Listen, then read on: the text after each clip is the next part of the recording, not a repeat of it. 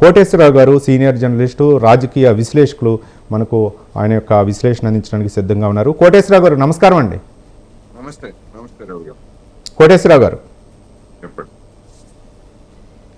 Hello Koteswararao గారు, నా voice వినిపిస్తుందా? వినిపిస్తాను.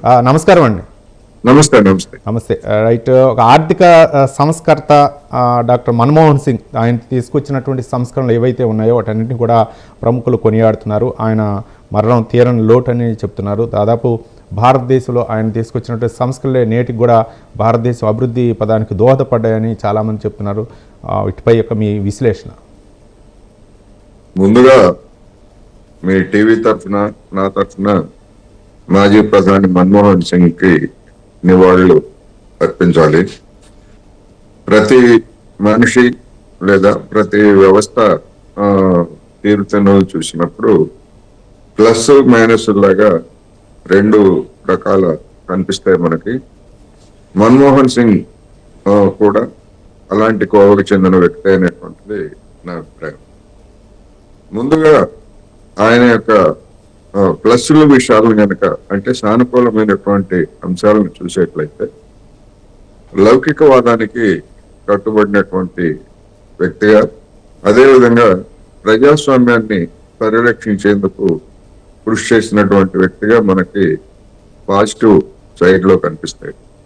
అదేవిధంగా ఆయన దీర్ఘకాలం, బహుశా మన దేశంలో కానీ లేదా ప్రపంచంలో కానీ ఏ ఆర్థికవేత్త కూడా ఒక రిజర్వ్ బ్యాంకు గవర్నర్ గా, అదేవిధంగా ప్రధాన ఆర్థిక సలహాదారుగా, ఆర్థిక మంత్రిగా 10 సంవత్సరాల పాటు ప్రధానమంత్రిగా పనిచేసినటువంటి కెరీరు ప్రపంచంలో ఒక మన్మోహన్ సింగ్ తప్ప మరొక ఆర్థికవేత్త లేదు అనేటువంటిది కూడా మనం గమనించాలి. అది ఆయనకున్నటువంటి మేధాశక్తి, లేదా ఆయన మేధాశక్తిని గమనించినటువంటి వాళ్ళకి సంబంధించినటువంటి ప్రత్యేకతగానే మనం ఈ సందర్భంగా చెప్పుకోవచ్చు.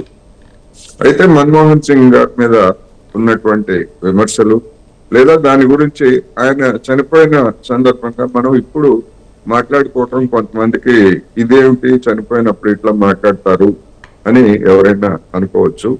అలా అనుకునేటువంటి వాళ్ళని మనం తప్పుపట్టలేము. ఎందుకంటే మన భారత సమాజ ఆలోచన తీర్థను చూసినప్పుడు ఎలాంటి వాళ్ళైనా కానీ చనిపోయినప్పుడు సానుకూలంగా చూడటం అనేటువంటిది ఒక ఆచారంగాను లేదా ఒక లక్షణంగాను వస్తూ ఉంది. అందువల్ల ఇప్పుడు కాకపోతే తర్వాత అయినా కానీ, ఎందుకంటే మన్మోహన్ సింగ్ గారు సజీవంగా ఉన్నప్పుడే ఆయన విధానాల గురించి దేశంలో చర్చ జరిగింది. ఇప్పుడు ఆయన భౌతికంగా మన మధ్య లేకపోయినప్పటికీ ఆయన అనుసరించినటువంటి విధానాలు లేదా ప్రవేశపెట్టినటువంటి విధానాలుగా ఆయనకి ఏమైతే చెప్తున్నామో వాటి గురించి తర్వాత కూడా మహనం జరుగుతుంది. అందుకని ఒక వ్యక్తి లేదా ఒక వ్యవస్థ యొక్క మంచి చెట్లను గురించి చరిత్ర డెఫినెట్ గా తన మథనాన్ని కొనసాగిస్తుంది. కొన్ని కంక్లూజన్స్ కి ఇవి కూడా వస్తుంది అనేది మనం గమనించాలి.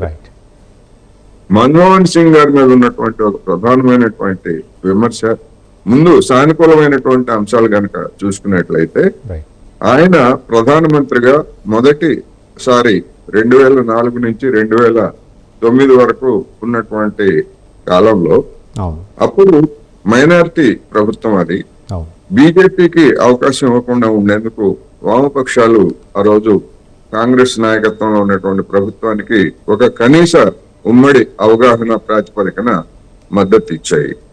ఆ మేరకు ప్రవేశపెట్టినటువంటి, అంటే వామపక్షాలు కాంగ్రెస్ ఆమోదించి రెండు పక్షాలు ఆమోదించి ప్రవేశపెట్టినటువంటి ఉపాధి హామీ పథకం కానివ్వండి, లేదా అటవీ హక్కుల చట్టము, అదేవిధంగా కాంపెన్సేషన్ భూసేకరణ జరిగినప్పుడు జరిగేటువంటి ఇవ్వాల్సినటువంటి పరిహారం గురించి, ఇవన్నీ కూడా కొన్ని జనానికి అనుకూలమైనటువంటి విధానాలని ఆయన తీసుకోవాల్సి వచ్చింది, ఆయన ప్రభుత్వం.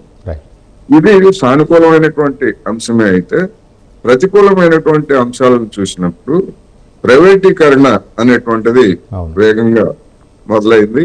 ఆ వేగాన్ని తర్వాత అధికారానికి వచ్చినటువంటి నరేంద్ర మోడీ గారు మరింత వేగంగా దాన్ని సాగిస్తున్నారు. అందుకని మొత్తంగా చూసినప్పుడు కొన్ని పేదలకి జనానికి అనుకూలమైనటువంటి కొన్ని అంశాలను చూసినప్పుడు మన్మోహన్ సింగ్ గారు కార్పొరేట్లు, విదేశీ కార్పొరేట్లకు అనుకూలంగా ఆయన శ్రమించినంతగా సామాన్య జనానికి లేదా మధ్యతరగతి జనం యొక్క అవసరాలు లేదా వాళ్ళ ప్రయోజనాల కోసం శ్రమించలేదు అనేటువంటి ఒక విమర్శ ఆయన జీవిత కాలంలోనే, ఆయన విధానాలు అమలు జరిపినటువంటి సమయంలోనే వచ్చింది. అందుకని దాని మంచి చెడ్డల గురించి ఎవరికి వాళ్ళు అధ్యయనం చేయొచ్చు, Right. కొన్ని కంక్లూజన్స్ కి రావచ్చు. ఈ అభిప్రాయాలతో ఏకీభవించాలని కానీ లేదా తిరస్కరించాలనేటువంటిది కానీ ఎక్కడ ఎవరు ఒత్తిడి చేయాలని అవసరం లేదు. రైట్.